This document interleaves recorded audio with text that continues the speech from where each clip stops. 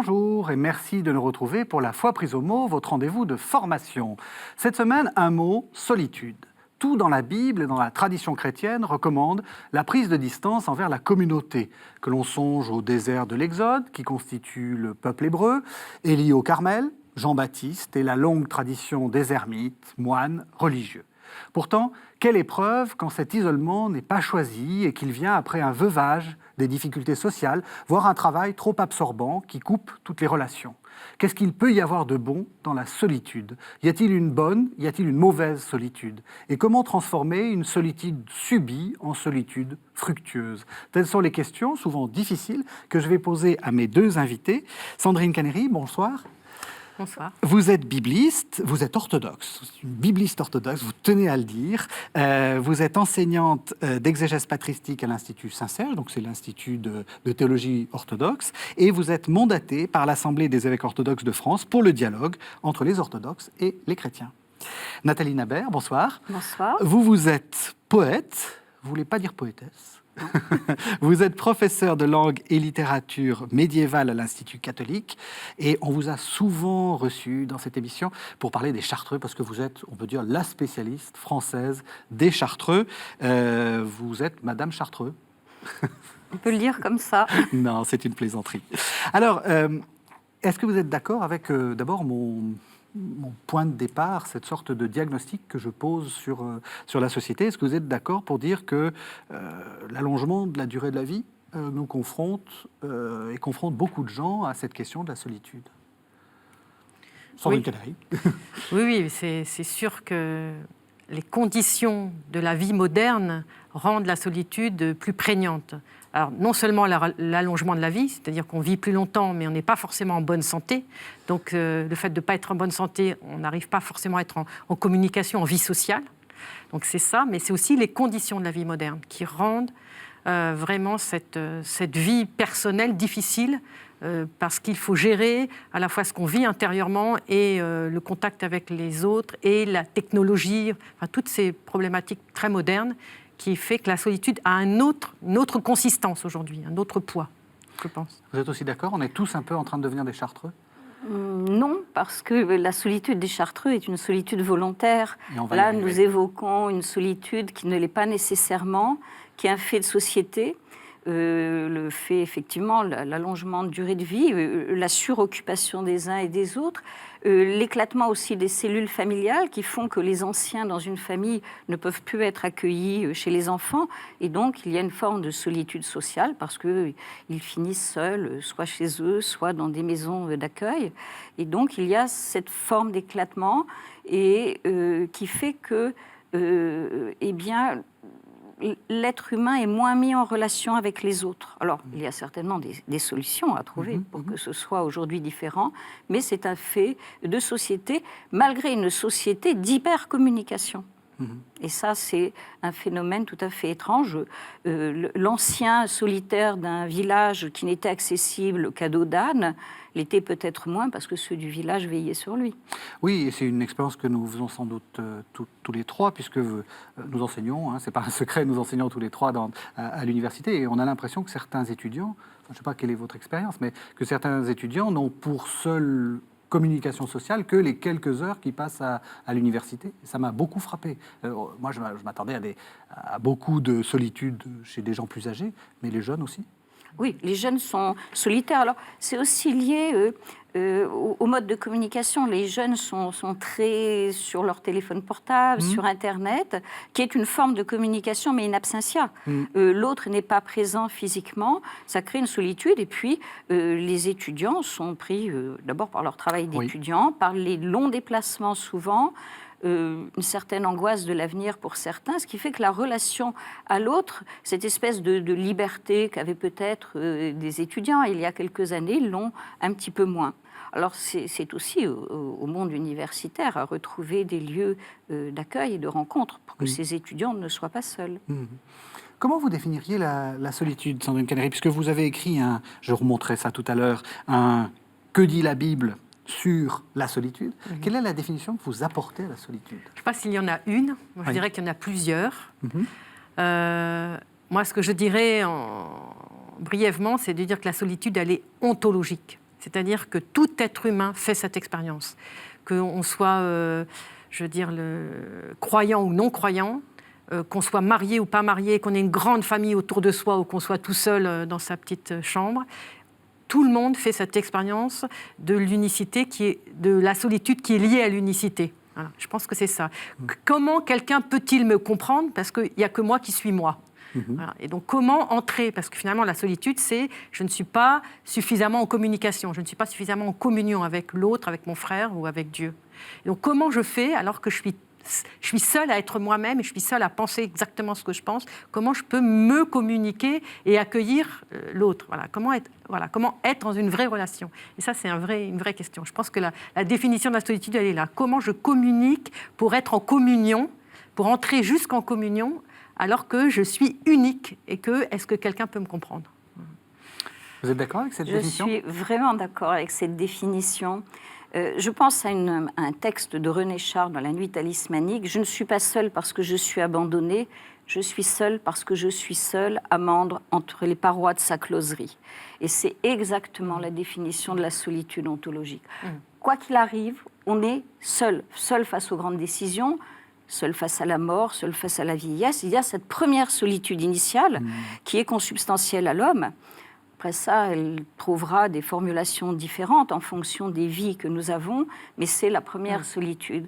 On est confronté à soi, c'est celle qu'a recherchée aussi Montaigne, en s'isolant, être prisonnier de son être. Et à partir de là, il y a peut-être moyen de trouver des ailes pour sortir de cet être-là, mais c'est vrai, c'est la première solitude de l'homme, cette solitude ontologique. Je suis vraiment d'accord avec ce que vous avez dit. Et je pense que c'est pour ça que l'adolescence est très difficile, parce que l'adolescence est une première prise de conscience extrêmement aiguë de cette absolue solitude et de ce désir de trouver son identité en se séparant de ceux qui ont été nos modèles, qui sont nos pères et notre père et notre mère. Et je pense que, du coup, l'adolescent, il a du mal, quoi. Il a du mal parce qu'il veut être lui-même et en même temps, il est confronté à cette solitude. C'est un abîme, c'est une angoisse, c'est une anxiété terrible de l'avenir, quoi. Qu'est-ce que je fais de ma vie? Qui suis-je? Et comment je vais construire mon être? Et ça, et moi, je peux comprendre que l'adolescence, on y est tous passés, hein, mais aujourd'hui, il y a quelque chose de plus prégnant encore, il me semble. Est-ce que, justement, là, c'est très important de commencer par ça, parce que, comme vous avez dit, après, on essaie de monnayer son existence pour soit affronter cette solitude, soit justement, essayer de ne pas la voir, le fameux divertissement, hein, on s'étourdit de plein de choses. Est-ce que c'est pas ça qui fait que la deuxième définition de la solitude, c'est-à-dire le fait d'être seul parce que, justement, une épreuve de la vie ou un travail. Est-ce que c'est pas ça qui rend la solitude seconde si difficile? Est-ce que c'est parce que, finalement, on se retrouve face à soi? Alors, il y a cette confrontation avec soi-même, qui peut être positive. J'évoquais Montaigne. Pour Montaigne, le désir d'être précisément seul face à lui-même lui a permis de construire sa retraite, qui était d'ailleurs toute relative. Mais cette seconde solitude, qui est plus d'ordre social, c'est-à-dire que quelque chose, une brisure de la vie, a fait qu'on se retrouve seul.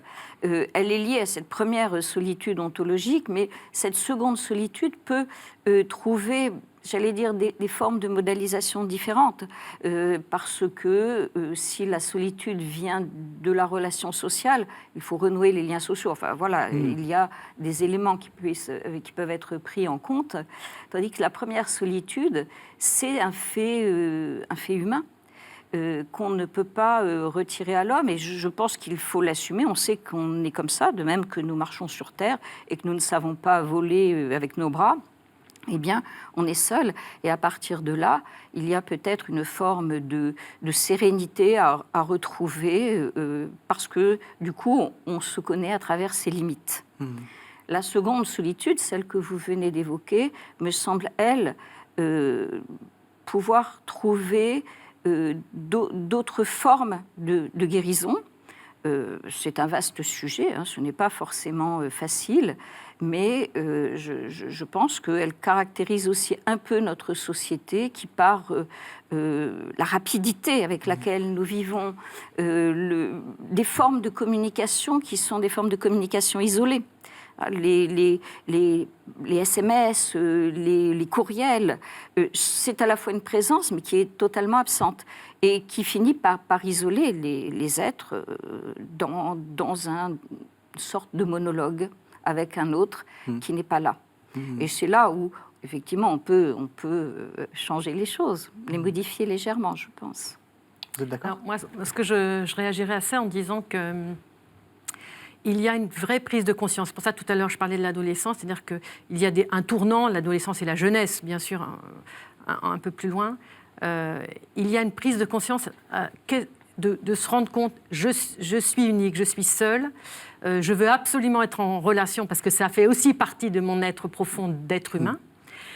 Et comment j'assume, en fait, je pense qu'il y a vraiment une conscience. Est-ce que j'assume que je suis seule ? Est-ce que je le regarde en face ? Et est-ce que je l'assume ? Est-ce que je le prends sur moi ? Et est-ce que du coup, au lieu de le vivre comme quelque chose de subi, vous parlez de vos bras qui ne peuvent pas voler, voilà, on ne subit pas le fait de ne pas pouvoir voler. Je veux dire, ça fait partie de quelque chose qui finalement est naturel à tout homme. Voilà.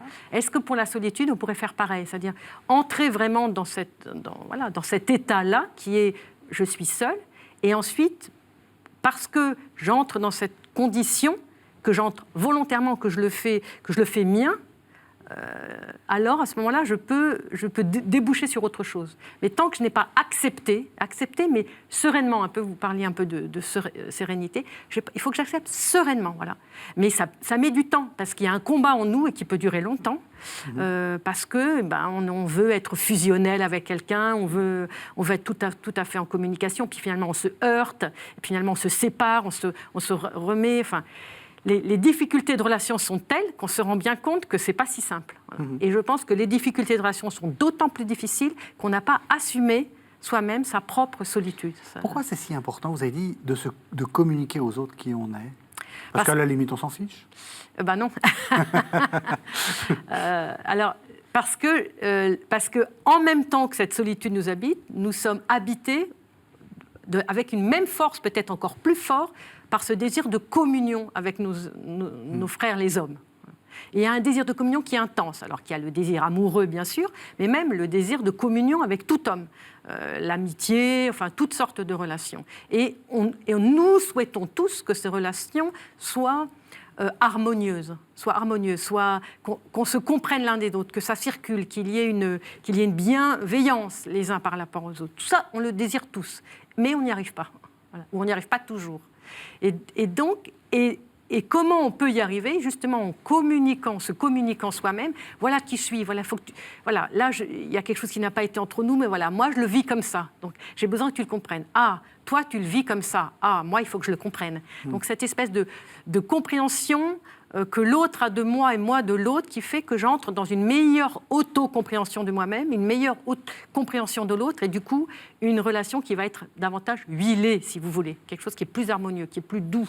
Parce que j'ai fait cet effort de sortir de mon isolement et de ma façon de penser à moi qui est un peu limitée pour entrer dans une autre chose qui est l'autre, c'est une autre personne et je me branche, si vous voulez, j'écoute. Je me mets à l'écoute. Voilà. Je pense que ça, c'est très important. On va voir ce que dit la tradition de la solitude.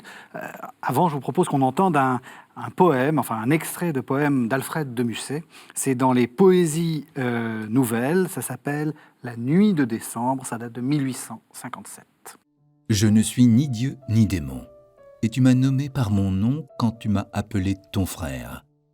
Où tu vas, j'y serai toujours, jusqu'au dernier de tes jours, où j'irai m'asseoir sur ta pierre. Le ciel m'a confié ton cœur. Quand tu seras dans la douleur, viens à moi sans inquiétude. Je te suivrai sur le chemin, mais je ne puis toucher ta main. Ami, je suis la solitude. Voilà, on a entendu ce texte d'Alfred de Musset. J'aimerais qu'on rentre un peu dans la tradition de l'Église avec peut-être la Bible. Qu'est-ce que la Bible a à nous dire de la solitude ? D'abord, où est-ce qu'il y a de la solitude dans la Bible ? Est-ce que je peux dire, par exemple, comme ça, une sorte d'intuition que la solitude, c'est avant tout le désert. Pas nécessairement dans la Bible. Très bien. Dans la Bible, la première fois qu'apparaît le mot « seul », c'est Dieu qui parle. « Il n'est pas bon que l'homme soit seul ».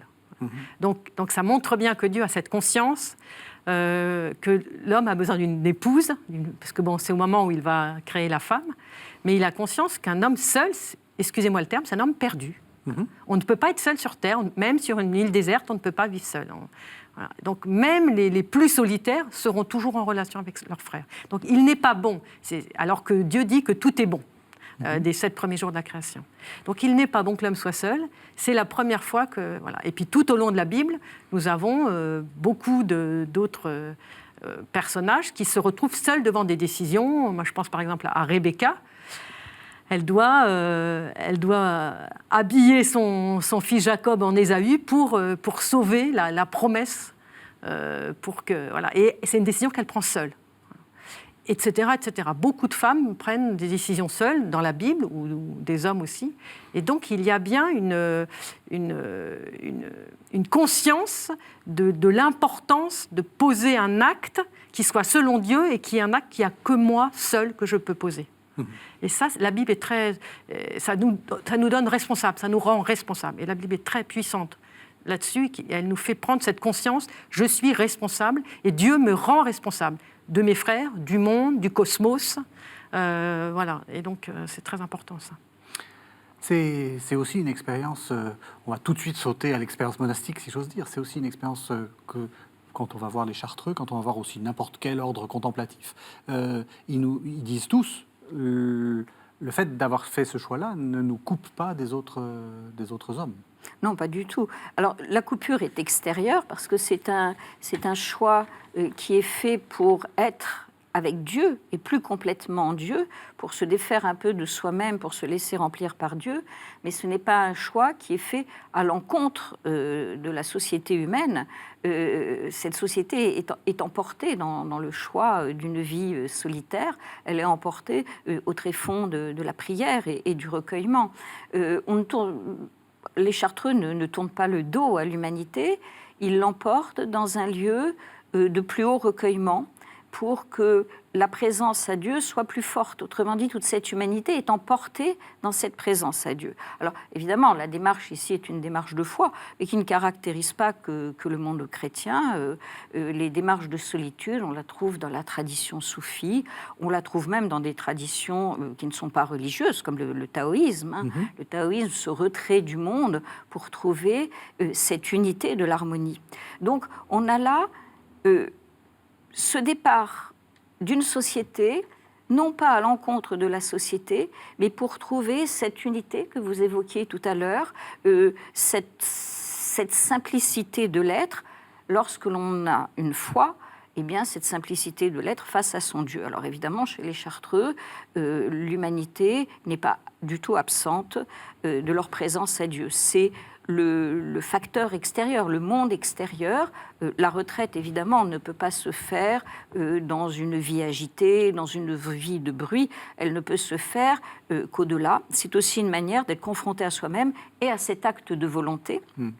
Oui. On ne devient pas chartreux parce qu'on a un souci. Et c'est valable, j'allais dire, pour toute la vie religieuse. Toute la vie religieuse et érémitique. Peut-être même toute décision voilà, un peu... Très vite, la solitude dévoile que vous avez pris le mauvais chemin. On est seul parce que on est seul, non pas confronté à son vide, mais confronté à une forme de dépouillement de soi pour se laisser remplir de Dieu. Donc voilà, c'est ça l'essentiel. Et l'humanité est en arrière-plan, c'est un arrière-plan, mais qui est ramené au cœur de la prière. C'est dans ce sens-là que cette solitude est positive, elle est rare, il n'est pas donné à tout le monde de vivre en ermite. Et bien sûr, nous évoquons les Chartreux, mais il y a quand même un certain nombre d'ermites aujourd'hui en France, plus de 200, qui sont ermites avec l'accord de leurs évêques et qui vivent un retrait du monde profond pour être plus proches de Dieu et j'allais dire, porter toutes les souffrances de l'humanité dans cette présence à Dieu. qui est aussi une oblation de soi. Alors, plus proche de Dieu, je vous propose, on va tout de suite entendre un deuxième texte, qui est peut-être le texte, enfin vous me direz si vous êtes d'accord avec ça, mais qui a le plus nourri la tradition érémitique de l'Église. Évidemment, c'est le fameux passage du premier livre des Rois, au chapitre 19, dans lequel Élie se retrouve au désert et reconnaît Dieu dans la solitude. On écoute donc chapitre 19 du premier livre des Rois, les versets 4 à 12. Élie se leva, mangea et but. Puis, fortifié par cette nourriture, il marcha 40 jours et 40 nuits jusqu'à l'Horeb, la montagne de Dieu. Là, il entra dans une caverne et y passa la nuit. Et voici que la parole du Seigneur lui fut adressée.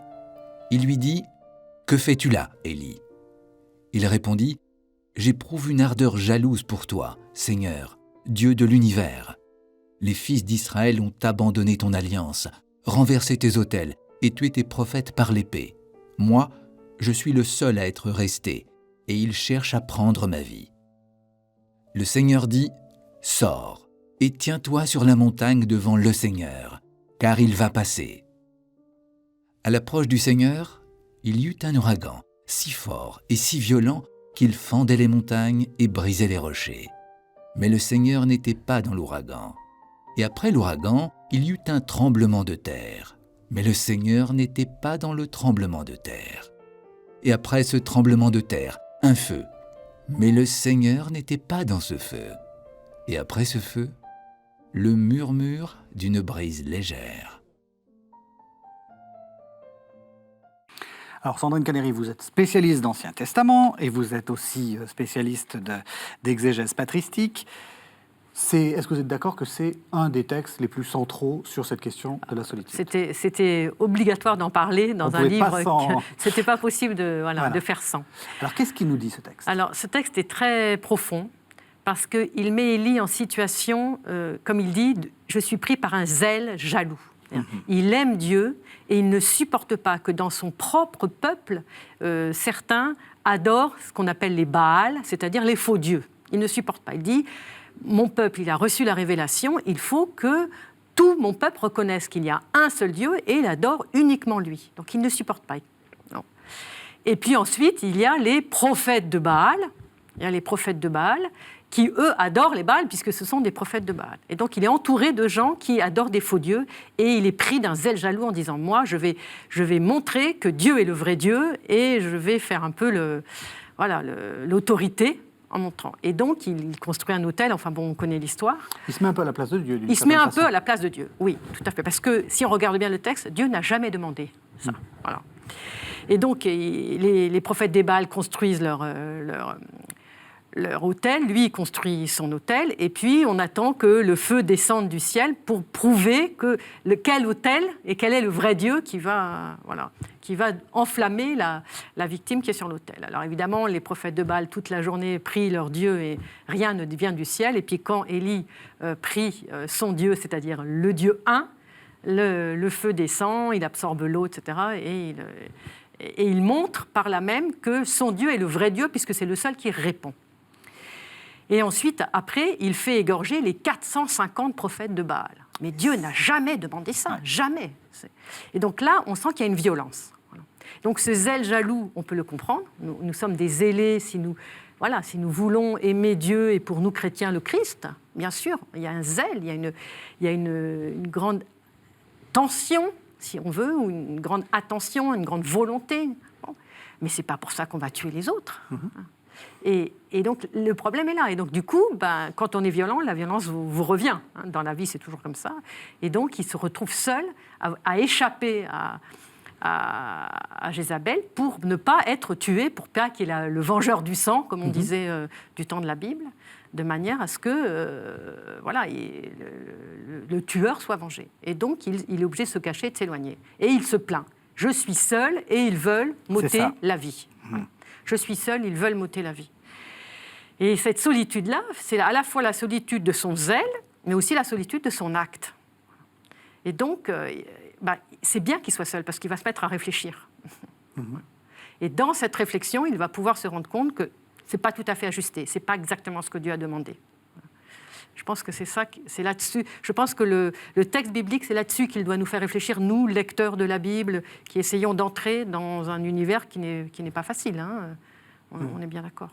Est-ce que ce ne serait pas une métaphore, Nathalie Nabert, de toute la vie spirituelle ? C'est-à-dire, on est saisi par on est jeune, on est saisi par la divinité, plein de zèle, on veut faire, et puis en fait, c'est pas là que ça se trouve, les choses. Alors, le désert est décapant. Oui. La retraite est décapante. C'est vrai que la confrontation à soi-même, et dans le cas d'Élie, c'est une bonne chose parce que ça va réajuster ses actes. Il en est de même pour ceux qui choisissent volontairement la solitude. Quand on choisit la solitude, si on la choisit par orgueil, on est très vite débouté de son acte. La solitude, c'est une confrontation à soi-même, c'est un mode de décantation de ce que l'on est, approcher ses excès. Alors, l'excès de zèle, c'est souvent le problème. Lorsque on a une passion soudaine pour Dieu, d'un seul coup, on veut s'engager, soit dans un ordre religieux, soit dans une vie sacerdotale, soit dans une option extrême. Or, on se rend très bien compte que l'extrême a ceci de salutaire, c'est qu'elle réajuste l'être. Et donc, le sens profond de la solitude, c'est celle qui va consister à réajuster, en coupant ici et là, en dépouillant. C'est aussi un petit peu ce que les gens font lorsqu'ils vont au désert. Yasmina Khadra, l'écrivain algérien, disait que le désert est fait pour nous mettre face à nos faiblesses et à nos difficultés. Eh bien, il y a de ça aussi dans des démarches qui sont des démarches tout simplement de retrait du monde un certain temps, pour se retrouver tel que l'on est, face à soi-même, quitte à, après ça, à faire marche arrière parce qu'on n'est pas destiné à ça. Et la solitude a cet effet de purification intérieure, qui est une ascèse souvent difficile, dont on ne sort pas forcément ni glorieux ni vainqueur, mais avoir fait cette épreuve de la solitude, que l'on y demeure ou que l'on en sorte, si on en sort toujours meilleur que l'on a été, parce qu'on est plus ajusté à la vérité profonde de l'être, qui est tout de même d'être en harmonie avec ses frères humains, et non dans la violence, et c'est ce qui se produira. Et pour rebondir là-dessus, qu'est-ce qui se passe quand Élie se retrouve seule ? Donc je suis voilà, seule. Dieu lui parle. Oui. Donc, ce qui est très intéressant, c'est que cette solitude, dont il se plaint, en plus, c'est une solitude où il doit se cacher parce qu'on veut lui prendre sa vie. Et finalement, il finit par dire, Dieu, prends-moi toi-même ma vie parce que je ne suis pas meilleur que les autres. Donc, cette solitude l'amène à une prise de conscience, et à ce moment-là, il rentre en lui-même et Dieu lui parle. C'est comme le fils prodigue. Il fait toutes ses bêtises, et à un moment donné, il rentre en lui-même et il entend quelque chose, même si ce n'est pas dit dans le texte, mais il sent à l'intérieur qu'il doit retourner chez son père. Voilà. Donc, à chaque fois qu'on va poser un acte, on sent quelque chose qui n'est pas juste, et là, je rejoins tout à fait ce qui vient d'être dit, le fait de se mettre en solitude, il y a un espace en nous qui s'ouvre, qui fait qu'on peut entendre autre chose que ce qui a été, que l'acte qu'on a posé, ou que ce qu'on a dit, ou ce qu'on a fait, et quelque chose s'ouvre, et on se dit, c'était peut-être pas tout à fait ça. Et Dieu va montrer à Élie, par le vent violent, par la tempête et par la brise légère, que c'est pas dans la violence que ça se passe. Dieu n'agit pas dans la violence et il ne veut pas la violence. Et donc, au moins une chose que Élie va apprendre, c'est ça, c'est qu'au niveau de la violence, il s'est trompé. Et j'espère que le lecteur de la Bible le comprendra aussi. Parce que malheureusement, ça passe tellement vite quand on lit ces textes qu'on ne retient pas forcément, j'ai envie de dire, le message le plus important de ce texte, qui est « Dieu n'agit jamais dans la violence, jamais ». Est-ce que c'est vrai qu'on entend mieux Dieu dans le silence ? C'est le pari, c'est ce que dit le texte, c'est ce que dit, mais est-ce que c'est vrai ? C'est souvent vrai, pas toujours. Pas toujours vrai, je vais faire une réponse de Normand. En fait, Dieu peut aussi révéler notre surdité. Le silence et la solitude peuvent révéler notre surdité. C'est-à-dire, on peut être confronté à l'absence de Dieu. Et là, on est mis à distance de sa foi, ou plutôt on est confronté à elle et on est confronté à notre fidélité dans l'aveuglement. Donc, c'est vrai que la solitude permet de mieux entendre Dieu, surtout que Dieu se manifeste avec une certaine légèreté. Donc, le bruit couvre. Dieu est visible à l'œil nu. Il n'y a que la nudité qui manque, disait le chartreux don Jean-Baptiste Porion. Eh bien, on pourrait dire de la même chose. Très beau. Dieu s'entend, il n'y a que les oreilles étoupées, comme on disait au Moyen-Âge, qui permettent de ne pas l'entendre. Alors parfois, la confrontation à la solitude, dans la solitude, nous sommes confrontés à notre surdité. Dieu n'est pas perceptible. Mais l'art, c'est de durer. Et si on dure, un moment ou un autre, on entendra à nouveau le murmure léger de Dieu. Voilà, cette visibilité de Dieu, ou ce chant divin, que pour des tas de raisons propres à nous-mêmes, propres au monde extérieur, nous échappe. Il est perceptible, mais je pense qu'il faut être endurant, patient et ne pas crier victoire trop vite. Vous êtes orthodoxe, je l'ai dit, et j'allais dire, dans le monde orthodoxe, surtout dans le monachisme orthodoxe, ce que vivent les Chartreux, c'est presque, enfin, c'est pas grand-chose. Il y a des épreuves, enfin, il y a des gens qui s'imposent des épreuves très fortes, enfin, y compris de ne pas manger, de ne pas dormir. Il y a toute une tradition, j'allais dire, beaucoup plus... peut-être, je ne sais pas si c'est plus exigeant le bon mot, mais enfin, et qui remonte à la très vieille tradition du premier christianisme. Est-ce qu'il faut s'imposer ces épreuves-là ? Est-ce que c'est utile non seulement de faire ce choix de solitude, mais en plus de se dire que je ne vais pas manger, et puis en plus je ne vais pas dormir, et puis je vais passer tout mon temps à écouter des vêpres ou à raconter des mantras. Voilà. Est-ce que c'est important, ça ? Alors, je pense que d'abord, c'est chacun qui bien voit sûr, au niveau de là où il en est, mais je pense que ce qui est important, enfin, ce que vous voulez soulever là, il me semble, c'est que la théologie ascétique est très importante dans notre tradition orthodoxe. Oui. Et elle est valable pour tout le monde. C'est-à-dire que ce soit moine, ou qu'on soit marié, ou qu'on soit dans la vie ordinaire, cette théologie, elle est la même pour tous. Après, elle est bien évidemment adaptée à la condition. Voilà. Et alors, les moines ont peut-être... certains, en tout cas, besoin de quelque chose où ils ont des longs offices de nuit jusqu'à 4h, 5h du matin, où toute la nuit on prie, avec des grandes stations debout, des métanies. Bon. Mais ça, je pense que... Je ne dis pas qu'il faut. Je pense qu'à partir du moment où on est dans un certain chemin ascétique et qu'on a en plus un père spirituel qui vous guide, ce n'est pas très difficile de discerner avec lui ce dont chacun a besoin. Et donc l'un pourra avoir besoin de beaucoup plus, d'autres beaucoup moins. Donc la chance de la tradition orthodoxe, c'est qu'elle est très personnalisée. Donc ce n'est pas tout le monde dans le même sac, si je puis dire, et tout le monde pareil, tout le monde en fait... même pour les longs offices, certains n'iront pas forcément à tout parce que ça ne leur correspond pas ou parce que ça n'est pas forcément bon pour leur âme. Donc il n'y a pas de nivellement. Ceci étant dit, le combat contre les passions, qui est un combat très sévère et très ardu, est fondamental chez nous, et celui-là, il ne se vit qu'en solitude. Voilà, ça c'est sûr. C'est-à-dire qu'il n'y a que la personne elle-même qui peut décider, bon maintenant, je combats contre mes pensées, j'ai des mauvaises pensées contre un tel, je les combats et je n'accepte plus aucune mauvaise pensée. Ben ça, c'est un vrai combat, parce qu'on en a tous, des mauvaises pensées, malheureusement. Des parasites, une radio intérieure qui fait du bruit tout le temps. Comment je fais descendre tout ça dans le cœur et j'attends que Dieu se manifeste pour purifier. Parce que dès que j'ai des mauvaises pensées, ça veut dire que quelque chose n'est pas purifié. Et là, je rejoins tout à fait ce qui vient d'être dit. Cette solitude qui purifie, parce que justement, il y a tous ces bruits, tous ces parasites. Et donc, peut-être, certains vont avoir besoin d'un jeûne, d'autres de métanie pendant un certain nombre d'heures, d'autres exercices, la prière de Jésus continuellement, etc. Donc ça, c'est sûr que c'est des moyens qui nous sont donnés et qui sont très utiles. Même question, là, vous avez, vous, le regard à la fois de votre expérience de contact avec les Chartreux et puis aussi d'historienne. On est dans la longue tradition. Vous confirmez qu'il y a cette longue tradition de l'ascèse. Ah, oui. Et que la solitude fait partie de l'ascèse. Bien sûr, mais c'est surtout, en vous entendant parler, notre tradition est commune. Absolument. L'orthodoxie et le monde catholique n'étaient pas séparés. Les Chartreux lisent Jean Climac. Et on est dans cet esprit-là également, puisqu'on évoque les Chartreux, les pères ou les sœurs qui ne peuvent pas assister à des longs offices, ils peuvent faire le choix d'être convers ou peuvent être relevés momentanément de l'office de nuit qui effectivement est très long.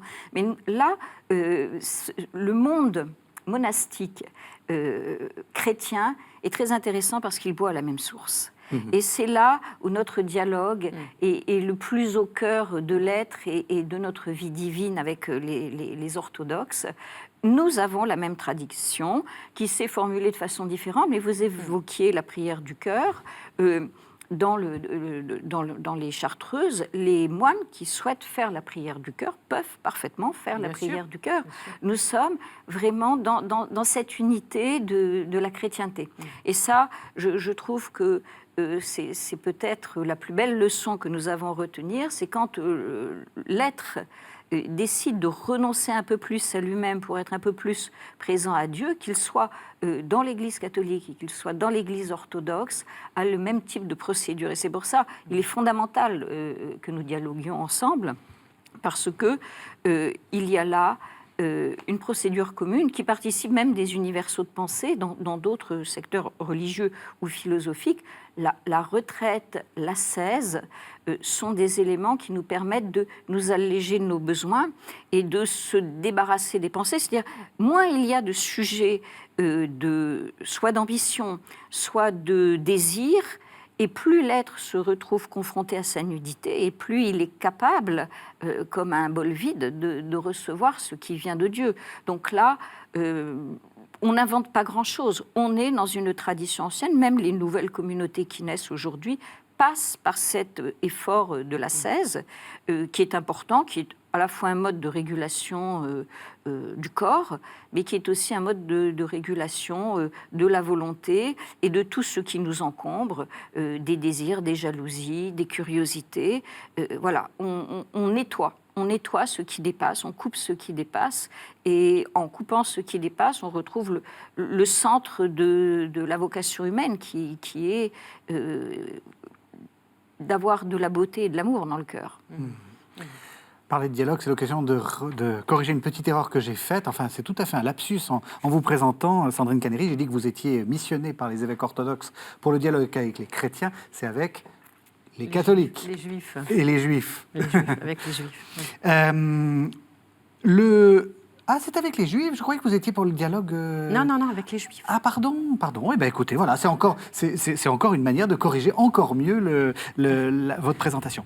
Est-ce que vous êtes d'accord avec ce qui vient d'être dit, et surtout sur cette union je suis profonde. convaincue. D'ailleurs, je n'ai pas voulu vous corriger en disant qu'il y a plus ou moins, mais pour moi, il n'y a pas de plus. C'est-à-dire que vous avez bien fait n'hésitez pas à me corriger. Non, je voulais pas...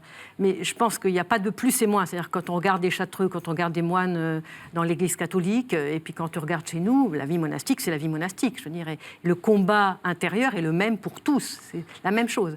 Et le dépouillement que propose la solitude est le même pour tous. Et tout le monde fait le même chemin, on est obligé. Pourquoi ? Parce qu'on est tous habités par les mêmes passions. Alors simplement, s'il y avait une différence, c'est une différence de tradition. L'Orient a mis l'accent sur certains éléments que peut-être l'Occident a mis un autre accent ailleurs, mais c'est que des probabilités d'accent. C'est pas le fond est le même. Ça, je suis convaincue. Maintenant, peut-être la petite nuance, c'est que cette vie monastique de solitude, donc où l'ascèse et la théologie ascétique est très fortement marquée, c'est la même pour tous. C'est-à-dire que on peut dire que des gens mariés ou des gens qui ont un travail ordinaire dans la vie du monde doivent avoir la même, adaptée, bien évidemment, à leur type de vie. Mais c'est la même, c'est-à-dire un père spirituel va leur recommander aussi de prendre des temps de solitude, de prendre des temps de prière. Ils auront leurs règles de prière. Voilà. Enfin, il y a tout un processus qui est évidemment adapté à chacun selon le père spirituel que les gens ont. Mais voilà, cette adaptation, elle est là, mais c'est le même combat qui est le combat contre les passions et qui se fait seul. Je ne peux pas le faire à la place du voisin, quoi. Je ne peux pas le faire à la place du voisin. Par contre, le voisin va m'aider à le faire. Parce que le voisin va m'envoyer des choses qui me sont désagréables. Voilà. Et donc, comment je surmonte pour toujours, exactement comme il vient d'être dit, pour toujours qu'il y ait l'amour qui soit toujours là. Voilà. Quelqu'un vous fait quelque chose de très violent, comment vous réagissez? Est-ce que vous restez dans l'amour, même si vous avez la tempête dedans voilà. Et donc, petit à petit, on apprend. Ça s'apprend, voilà. Avec beaucoup de patience, avec soi-même et avec la miséricorde de Dieu. Alors, insensiblement, on arrive à la fin de l'émission et c'est le moment d'honorer la question que j'avais posée au début. C'est comment est-ce qu'on gère cette solitude? Alors, il faut peut-être distinguer la solitude qu'on s'impose soi-même et puis la solitude qui nous est imposée, même si peut-être que vous allez me dire que c'est aussi un peu pareil. D'abord, pour la solitude qu'on s'impose, est-ce qu'il faut être guidé? Sandrine Canéry semble dire que le père spirituel est important. Est-ce qu'on peut partir tout seul en solitude? Alors, c'est vrai que dans le monde orthodoxe, la présence du père spirituel est fondamentale. Dans le monde catholique, bien sûr, il peut y avoir un père spirituel, il peut y avoir un accompagnateur spirituel, mais je pense que l'acte qui consiste à rentrer en solitude peut aussi s'accompagner de lecture, d'une plus grande présence à la Bible. Voilà. Alors, après ça, comme dans toutes les expériences de l'extrême, il convient de dialoguer avec ceux qui ont fait l'expérience avec vous. Alors, jadis, on disait les anciens, ce n'est pas forcément des anciens, parce que les expériences de l'extrême peuvent vous conduire au contraire de ce qui est recherché. Donc, il est toujours important de pouvoir dialoguer sur notre expérience de solitude avec un père spirituel ou une mère spirituelle, d'ailleurs, entre parenthèses, ou avec sans père spirituel, mais disons des lectures, l'expérience des autres qui nous permet d'éviter les écueils de ce qui est juste dans une retraite solitaire et de ce qui confine à l'isolement, voire la misanthropie. Vous voyez, voilà, c'est ça qu'il faut ajuster. C'est une tentation à la limite de s'enfuir dans la solitude et comme vous dites, dans une forme de haine des autres. Alors, sans être dans la haine, on s'est tourné le dos aux autres. Oui. Le silence appelle le silence, la solitude appelle la solitude. Donc, une solitude ajustée doit effectivement nous laisser face à notre grand silence, mais elle ne doit pas nous faire refuser l'autre quand il vient à nous. Et c'est là où il est important d'avoir l'expérience des autres. Aujourd'hui, on a des tas de moyens d'avoir l'expérience des autres par des ouvrages écrits, par plein de choses. Mais je pense qu'il faut être prudent. On peut gérer sa solitude, être maître de sa décision. Ensuite, il faut avoir la prudence, la sagesse de se dire, puisque je commence à rentrer en solitude, je ne suis pas encore un maître de la solitude. Et c'est là où il faut faire confiance à des maîtres, que ce soit des maîtres livresques d'ailleurs. Voilà, je pense que ça, c'est important, comme dans toutes les expériences de l'extrême, on ne part pas en vainqueur. Vous êtes d'accord? Dans la Bible, c'est un peu ça. Chaque fois qu'il y a expérience de solitude, il y a un chiffre qui va avec. C'est-à-dire, le peuple dans le désert, c'est 40 ans. Jésus, c'est 40 jours. Dans l'Apocalypse, c'est 3 et la moitié d'un temps, etc. C'est important aussi de se fixer une limite, vous voyez, des limites d'ailleurs.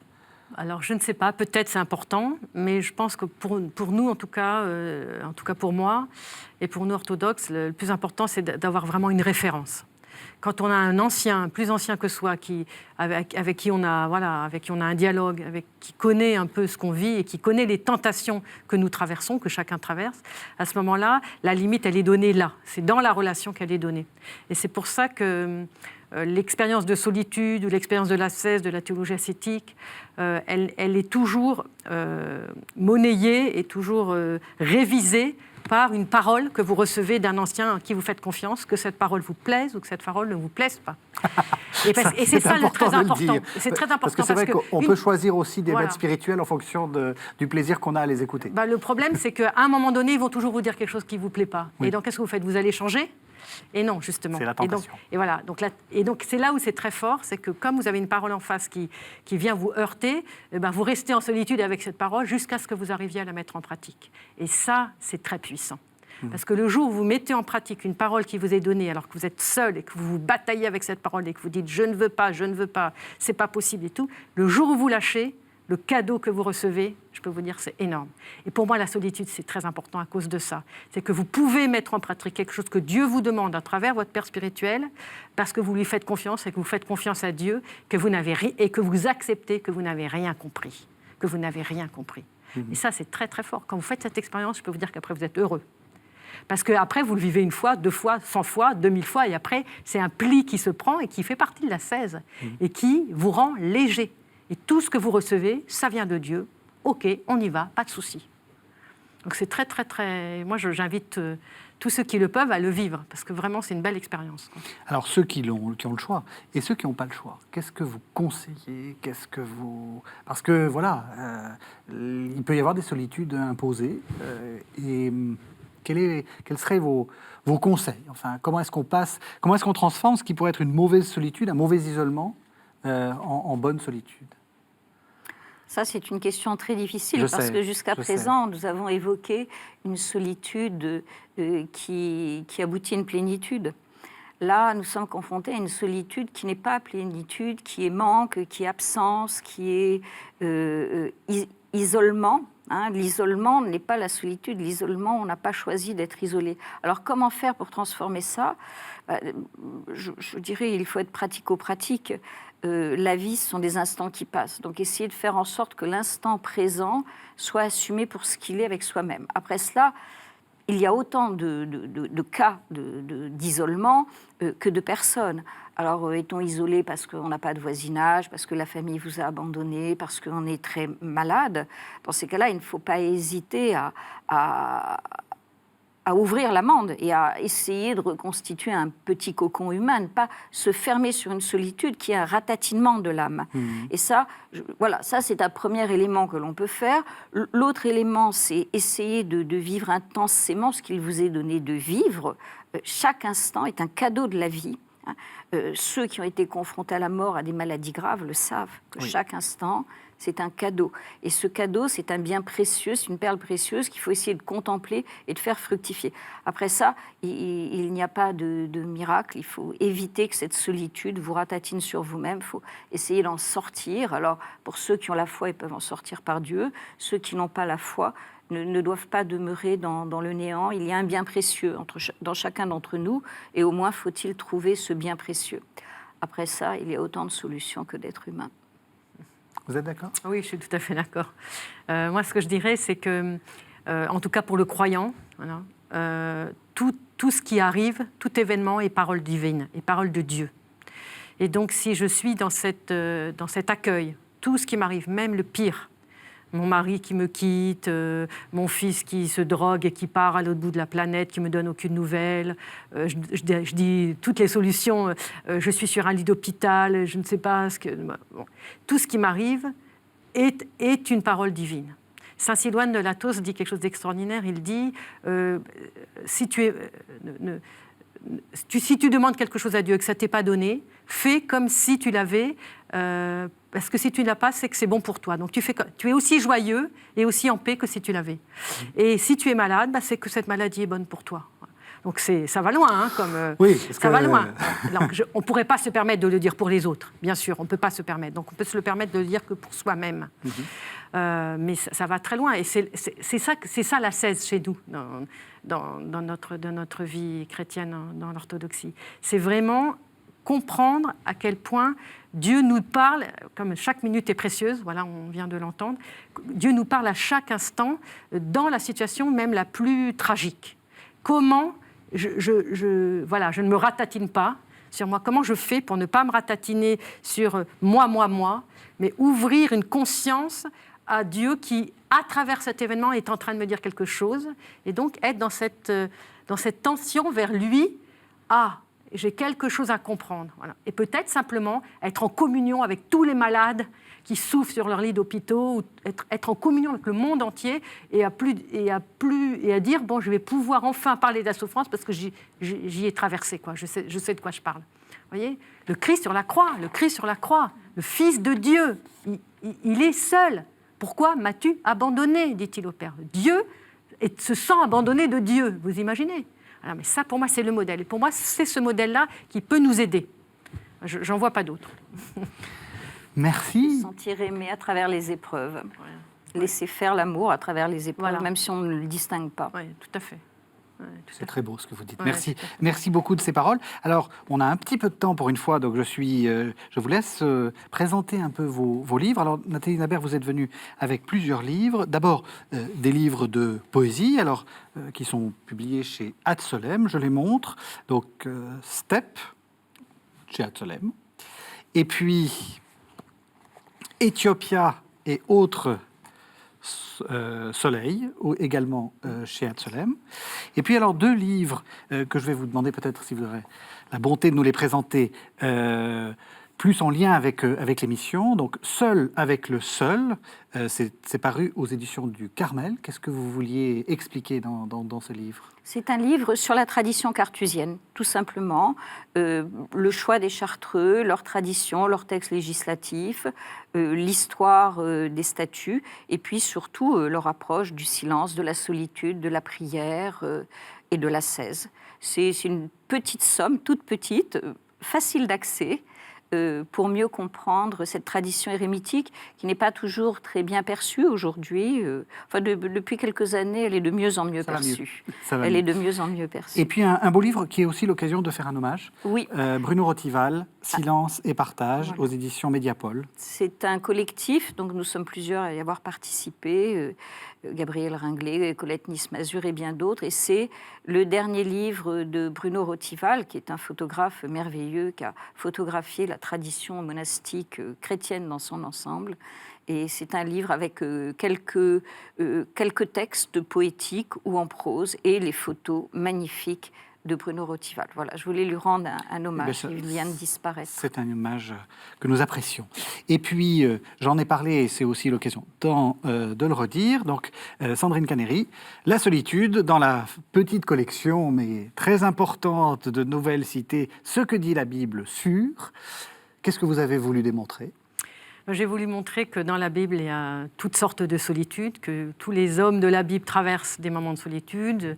J'ai parlé de Job, j'ai parlé d'Élie, j'ai parlé de différents personnages dans le Nouveau Testament, de Jésus au désert, et que la solitude est très présente depuis les premières phrases de la Genèse jusqu'à l'Apocalypse, et que la Bible nous enseigne. C'est-à-dire, en fait, cette collection, elle est très précieuse parce que sur tous les thèmes, elle peut nous montrer, en traversant, en allant et en venant du nouveau à l'ancien et de l'ancien à nouveau, elle nous montre que la Bible nous apprend beaucoup de choses sur beaucoup de thèmes. Et donc, c'est se ressaisir de ces thèmes pour être enseigné par la parole de Dieu elle-même, ce qui est quand même pas rien. Merci à toutes les deux. Merci de nous avoir suivis sur KTO. Vous savez que vous pouvez retrouver cette émission sur le site internet de la chaîne www.ktotv.com. Quant à nous, on se retrouve la semaine prochaine.